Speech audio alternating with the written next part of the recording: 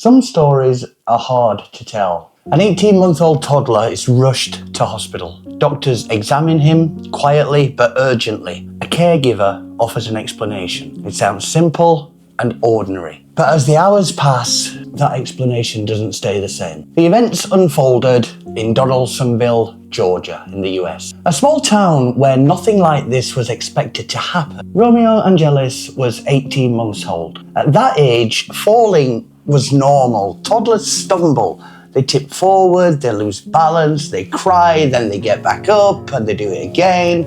He was curious, energetic, just constantly exploring. He lived with his father Jay and sometimes with the woman his father was dating. Then one afternoon, something went wrong. Her name is Trinity Pogue. To many people, she appeared composed, a former beauty pageant competitor, comfortable being seen and photographed. Her relationship with Romeo's father was relatively new. She was not Romeo's mother, but on that day, she was responsible for him. For an amount of time, she was the only adult in the house. When Romeo was injured, an explanation followed quickly, that he fell. At first, it was described as a fall from a bed, something sudden, something accidental. Later, the story changed. Now it was a fall from a chair. Both explanations were presented as accidents, but the shift itself drew attention. When doctors examined Romeo, their concern escalated quickly. They documented severe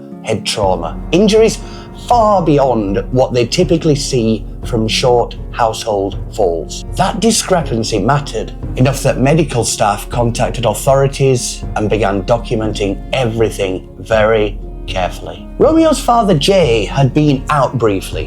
When he returned home, he found his son was unresponsive. Panic set in immediately. According to testimony, both Jay and Trinity took him to the hospital together, racing to get help as quickly as possible. Once doctors began treatment, it became clear this was not a routine emergency. According to trial testimony, Romeo's condition collapsed rapidly. Within roughly half an hour of being injured, doctors said he was already in critical decline. As investigators dug deeper, prosecutors introduced evidence that shifted the emotional tone of the case. They introduced text messages between Trinity and a friend sent before the incident. In them, she expressed doubts about her relationship. At one point, she questioned whether she could actually even be with a man who already had a child with someone else. To prosecutors, these messages mattered, not as proof on their own, but as insight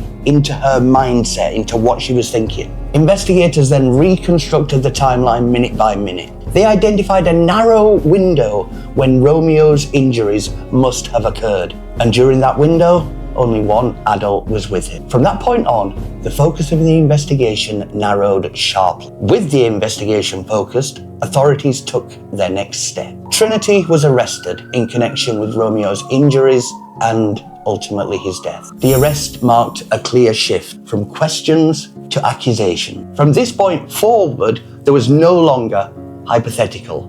It was formal.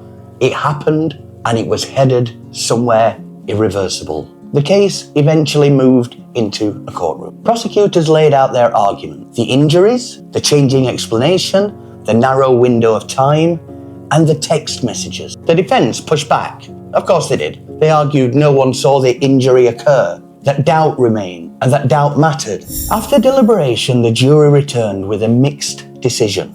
On the charge of malice murder, they found Trinity not guilty. In simple terms, malice murder means killing someone with deliberate intent, that the person meant for death to happen, or acted with a clear, conscious disregard for life. The jury was not convinced of that level of intent had been proven, but on the charge of felony murder, they found her guilty. Felony murder means a death occurred during the commission of a serious crime. Even if the person did not intend to kill, doesn't matter. Alongside felony murder, they also found her guilty of aggravated battery and cruelty to children. Legally, the message was clear.